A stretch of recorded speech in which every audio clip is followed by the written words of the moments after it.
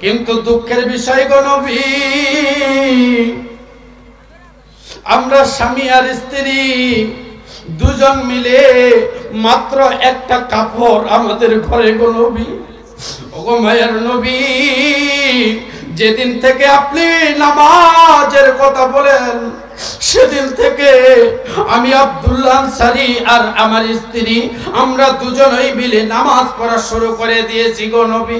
ওগো মায়ের নবী, ওই দিন থেকে একটা মাত্র কাপড় আমাদের নবী গো, আমার ঘরের মাঝখানে আমি একটা গর্ত করেছি, ওই গর্তের ভিতরে নামাজের সময় হয়ে গেলে আমার স্ত্রীকে ওই গর্তে রেখে আমি নামাজের দিকে, মসজিদে নববীর দিকে নামাজের জন্য চলে যাই। আল্লাহু আকবার বলেন। আল্লাহ নবী গো সবার পিছনে যাই নামাজি, নামাজ শেষ হয়ে গেলে আবার সবার আগে বাড়িতে দৌড় দেই। কি কারণে শুনেন, নবী নামাজ শেষ হয়ে গেলে সবার আগে বাড়িতে চলে আসি, আমার ওই কাপড়টা খুলিয়া আমার স্ত্রীর হাতে দেই, আমার স্ত্রী ওই কাপড়টা পরিধান করিয়া নামাজ আদায় করে গো নবী। আর আমি আব্দুল্লাহ আনসারী ওই গর্তের মধ্যে যাইয়া বসে থাকি। সুবহানাল্লাহ বলেন। সুবহানাল্লাহ। আল্লাহ রাসূল বলতেছে, রে আব্দুল্লাহ আনসারী এত কষ্ট করো?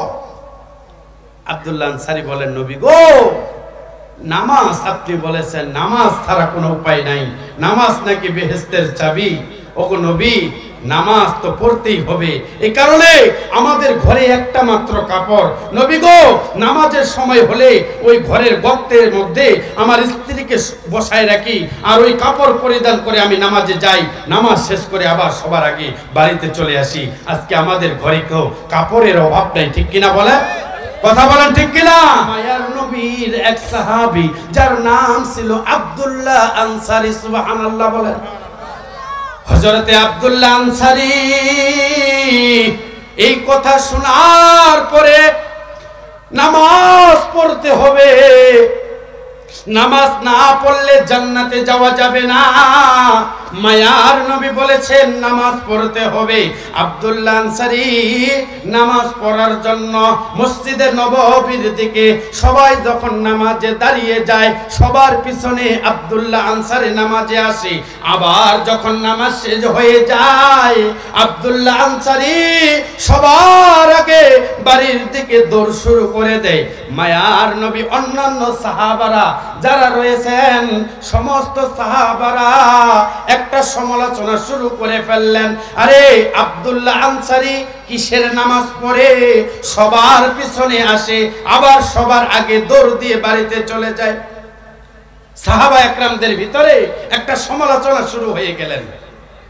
মায়ার নবী ডেকে ডেকে বলে, এ সাহাবারা কিসের সমালোচনা করো?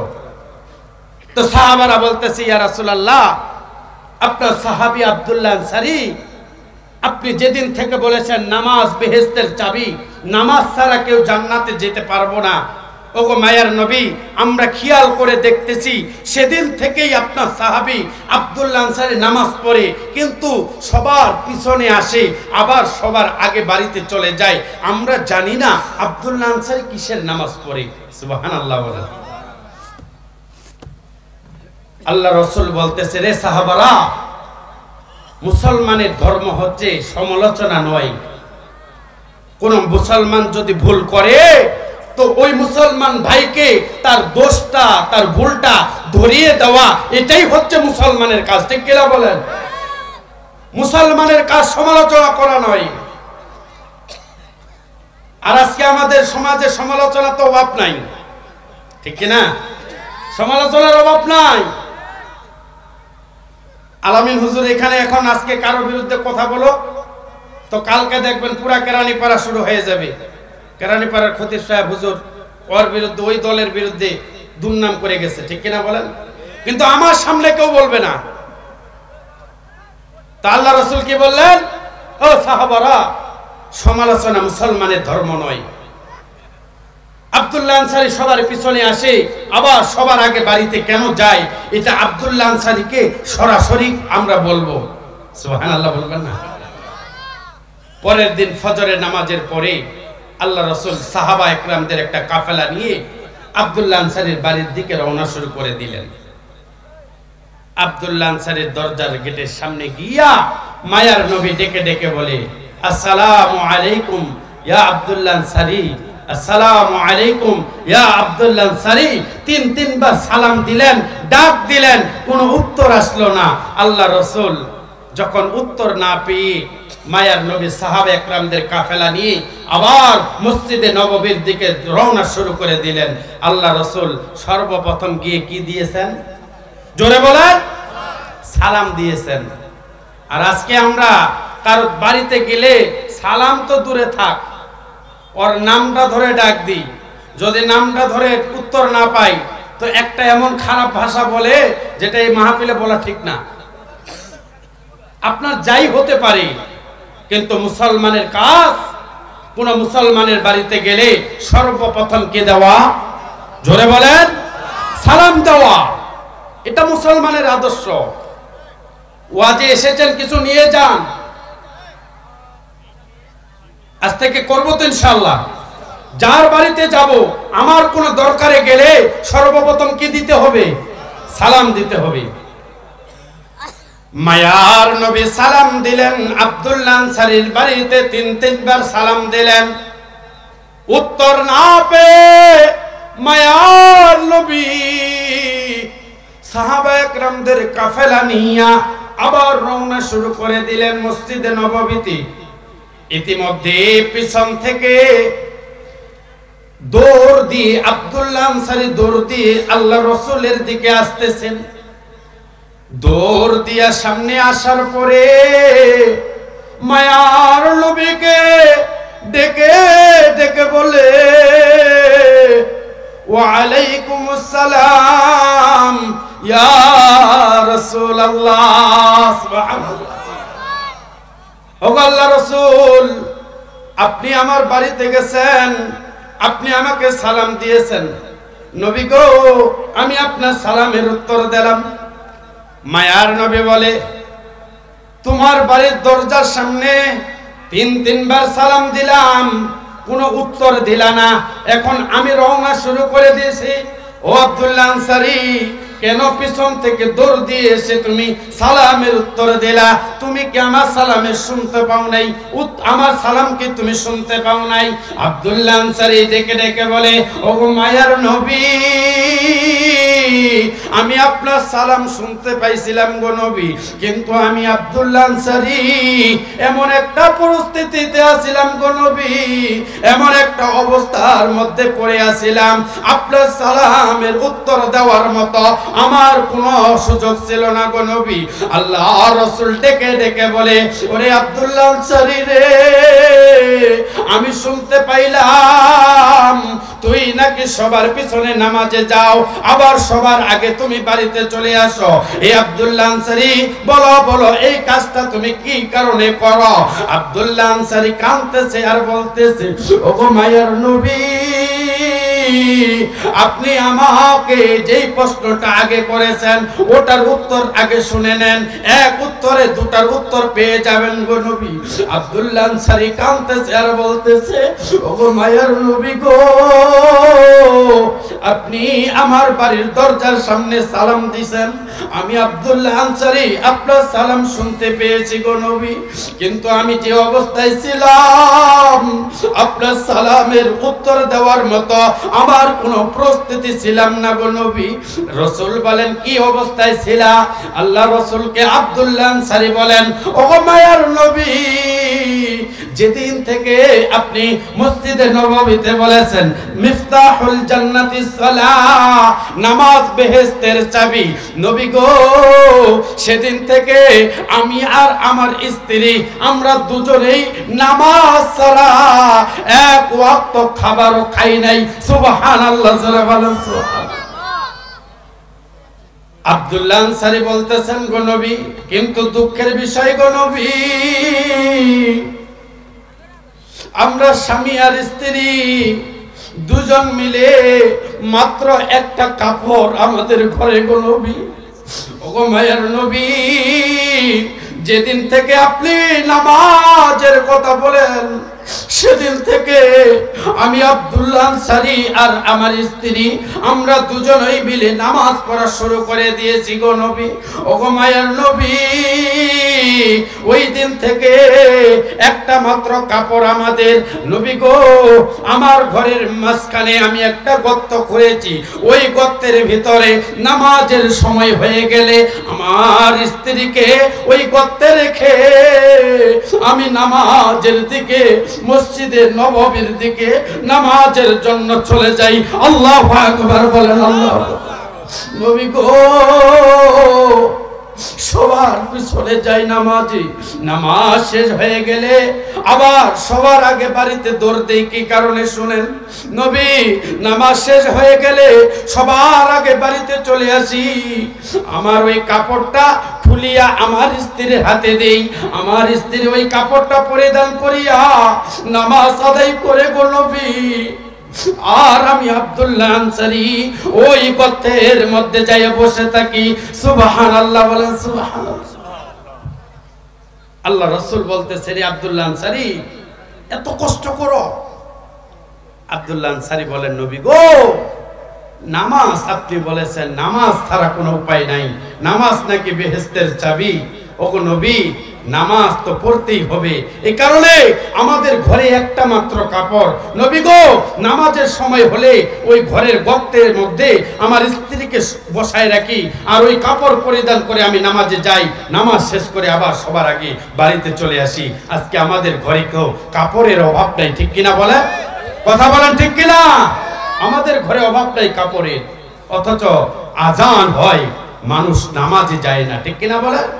আজান হয় যুবক নামাজের জন্য যায় না, আজান হয় মুরব্বির কানে আজান যায়, অথচ কাজ শেষ হয় না। বলেন এই নামাজ দ্বারা কি কোনো কাজে হবে? জোরে বলেন কাজ হবে? নামাজ পড়তে হবে এরকম করে যে আমার জীবন, আমার মরণ, আমার সবকিছু লিল্লাহি রাব্বিল আলামিন, আল্লাহর জন্য। আমি যে হালতে থাকি না কেন আমাকে ইবাদত করতে হবে, আমাকে সালাত আদায় করতে হবে। এই সালাতকে আমাকে এমন করে আঁকড়িয়ে ধরতে হবে যে আব্দুল্লাহ আনসারীর মতো এক কাপড় পরিধান করে স্বামী স্ত্রী দুজনেই নামাজ আদায় করেছে।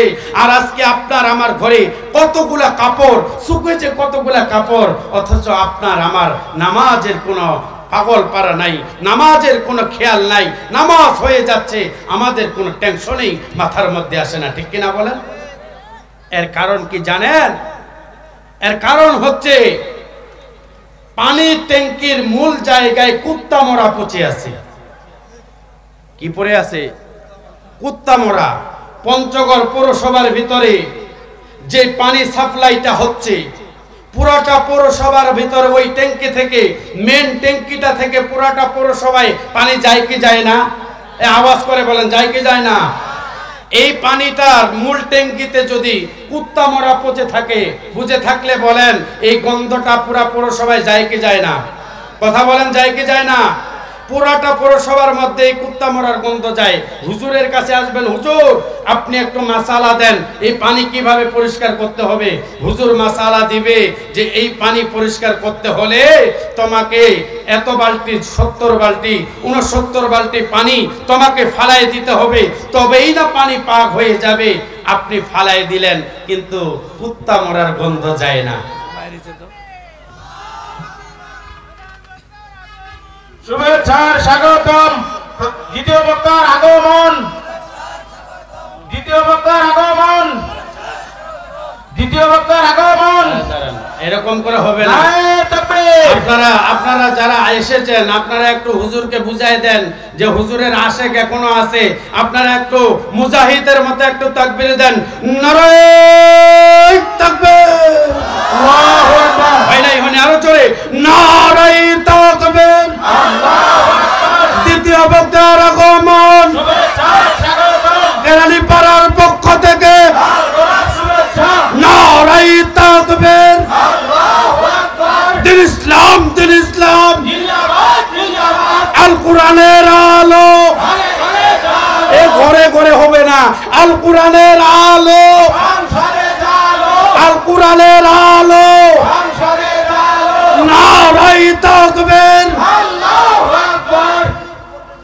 আলহামদুলিল্লাহ বলেন না আলহামদুলিল্লাহ। আমি যেই কথাটা বলতে চাইলাম, এই কুত্তা মরা ফালাইতে হলে এই কুত্তা মরা গন্ধ যদি চেঞ্জ করতে হয়, হুজুরের কাছে আসলে হুজুর এইভাবে মাসালা দিয়ে দিবে, 70 বালতি বা 69 বালতি পানি ফালাও তো পাক হয়ে যাবে। ফালাইলেন, পাক হলো না, হুজুরের কাছে আবার আসলেন, হুজুর কি মাসালা দিলেন, পানি তো গন্ধ পালায় না। হুজুর বলল, বাবা রে, কুত্তা কি ফালাইছো নাকি? যে কুত্তা মরে গেছে ওই কুত্তা কি ফালাইছো নাকি? যে হুজুর ওই কুত্তা তো ফালাই নাই। বলেন তো দেখি, কুত্তা ট্যাঙ্কির মধ্যে পড়ে আছে, আপনি যত রকমেরই পানি ফালান, কুত্তা না ফালাইলে কি গন্ধ যাবে নাকি? এ জোরে বলেন, যাবে নাকি? আজকে আমাদের মূল জায়গায় আজ থেকে 16 বছর পর্যন্ত মরা কুত্তা মরে আছিল, ওই কুত্তা মরা দিল্লিতে পাঠিয়ে দিয়েছি। আবার নতুন করে মূল ট্যাঙ্কির পানিগুলো আমরা পরিষ্কার করে সাপ্লাই করব কোরআনের মাধ্যমে, হাদিসের মাধ্যমে, ঠিক কিনা বলে? কুত্তা মরা 16 বছর ছিল, কুত্তা মরা পালাইছে, এখন আবার মূল জায়গার ভিতরে কুত্তা মরা পচে যদি আবার কোন কুত্তা ওইখানে যায় মরতে চায়, আমরা 16 কোটি মুসলমান মরতে দিব না, ঠিক কিনা বলেন? যত রকমের ইসকন আর ফিসকন আসুক, কোন লাভ, এ জোরে বলে লাভ আছে? শুনে রাখো, পঞ্চগড়ের মুসলমান, পঞ্চগড়ের মানুষ একেবারেই শান্ত, কিন্তু পঞ্চগড়ের মানুষ তখনই গর্জন দেয় যখন দেখে কোরআনের বিরুদ্ধে কেউ কথা বলে। পঞ্চগড়ের মানুষ তখনই গর্জন দেয়, মাথার পাগড়ি কোমরে বাঁধে, নারে তাকবীরের স্লোগান তখনই পঞ্চগড়ের মানুষ দেয় যখন থেকে রসুলের বিরুদ্ধে কেউ খারাপ আচরণ করতে সাহস করে। পঞ্চগড়ের মানুষ তখনই নারে তাকবীরের স্লোগান দিয়ে ওঠে যখন থেকে গোলাম আহমদ কাদিয়ানির মতো নাস্তিকেরা নবী দাবি করার সাহস করে, ঠিক কিনা বলে? আছেন তো ইনশাআল্লাহ? কোন নাস্তিককে আর আমরা চাই না, ঠিক কিনা বলেন? এ কারণে যদি আমরা সাপ্লাই পানি যদি পরিষ্কার চাইতে চাই, পরিষ্কার যদি পানি আমরা পাইতে চাই, তাহলে ওই পরিষ্কার জায়গায় মূল ট্যাঙ্কিতে আমাদের পরিষ্কার একজন ব্যক্তি বসাইতে হবে, ঠিক কিনা? এই পরিষ্কার ব্যক্তিটা আপনারাই বলিয়েন, এই পরিষ্কার ব্যক্তিটা যারা কোরআন পড়ে না তারা পারবে? এ কথা বলার পারবে? কোরআনের আইন আমরা চাই কি চাই না? জোরে বলেন, চাই কি চাই না? হাদিসের আইন চাই কি চাই না? এই কোরআন হাদিস যারা পড়বে, কোরআন হাদিস অনুযায়ী যারা আমাদের দেশ পরিচালনা করতে পারবে, আমরা বলি যে এই ব্যক্তিদের, যোগ্য ব্যক্তিদের আমরা যোগ্য জায়গায় বসাইতে চাই, ঠিক কিনা বলেন? আল্লাহ তাআলা আমাদের সবাইকে, এই সমস্ত মুসলমানদেরকে ঈমান আমল হেফাজত করে আল্লাহ তাআলা যেন বাকি জিন্দেগি যেন আল্লাহ আমাদের সবাইকে যেন কোরআন অনুযায়ী পরিচালনা করার তৌফিক দান করে। সকলে বলি আমিন। ওয়া আখিরি দাওয়ানা আনিল হামদুলিল্লাহি রাব্বিল আলামিন। আসসালামু আলাইকুম ওয়া রাহমাতুল্লাহি ওয়া বারাকাতুহু।